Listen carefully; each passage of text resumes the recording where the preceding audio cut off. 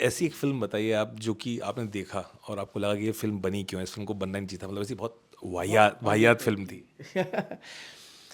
देखो टेक्निकली भी हम दो तीन तरीके से देखते हैं। एक होता है कि टेक्निकली इतनी वर्स्ट फिल्म है कि यार ये क्या इन्होंने पूरा टेक्नोलॉजी का सत्यानाश उड़ा दिया, मतलब आप उसको बनाए ही बहुत गंदे तरीके से। एक ये एक क्राइटेरिया। दूसरा है कि फिल्म बहुत अच्छी होती है तो उसकी उसकी जो राइटिंग बड़ी अजीब लगती है कि यार ये गंदा लिखा है, इसको वो नहीं करना चाहिए। और तीसरा एक क्राइटेरिया होता है कि फिल्म भी शूट भी अच्छा हुआ है, राइटिंग बहुत अच्छी है, लेकिन हीरो कास्टिंग इतनी वाहियात कर लेते हैं कि वो पूरी फिल्म का बंटाधार कर देता है।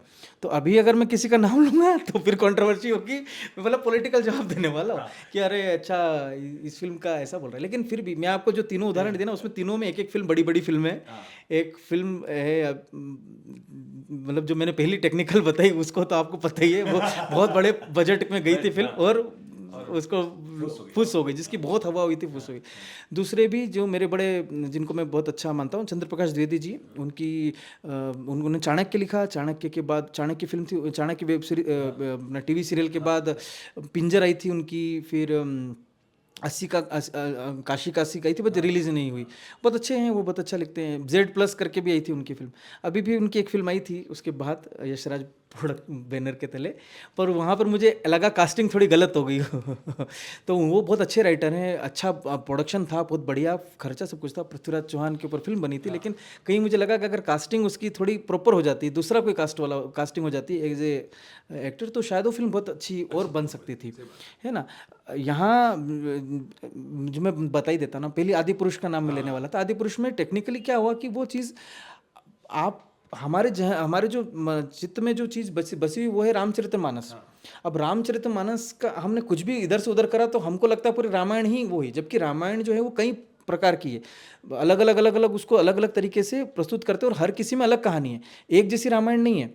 तो अगर मैं किसी साउथ की जो रामायण है या जो बाली में सुनाई जाती है या कहीं और अलग इंडोनेशिया में अगर मैं वो अगर आपको सुनाने जाऊंगा, तो जो मूल रामचरितमानस जो बचपन से सुनते आया तो वो बोलेगा अरे तुमने ऐसा कैसे बता दिया, ऐसा थोड़ी हुआ था, ऐसा थोड़ी हुआ था क्या।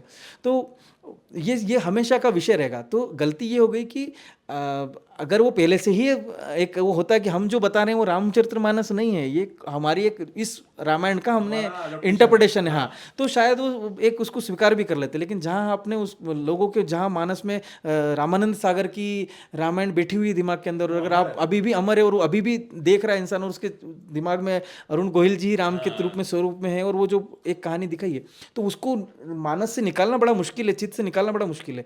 तो उसके आप कुछ ऐसी फिल्म लाते हो तो फिर सहन करना बड़ा मुश्किल हो जाता है। तो कई सारी चीज़ें थी।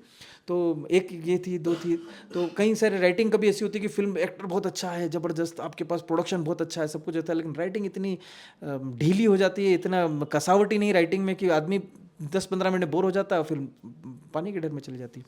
तो ये सब टेक्निकल है, हम ऐसे स्पेसिफिक नहीं बोल सकते कि वो तो आपको खुद ही पता है कि कौन सी फिल्में चली, कौन सी नहीं चली, कौन सी बॉक्स ऑफिस हिट रही, कौन सी क्रिटिकल हिट, क्रिटिक्स लोगों ने जिसको वो करा, भले कमर्शियल हिट नहीं रही हो लेकिन बाद में वो क्रिटिकली हिट रही हो और लोगों ने उसको देखा भी है। तो ऐसा सब अलग अलग वो है।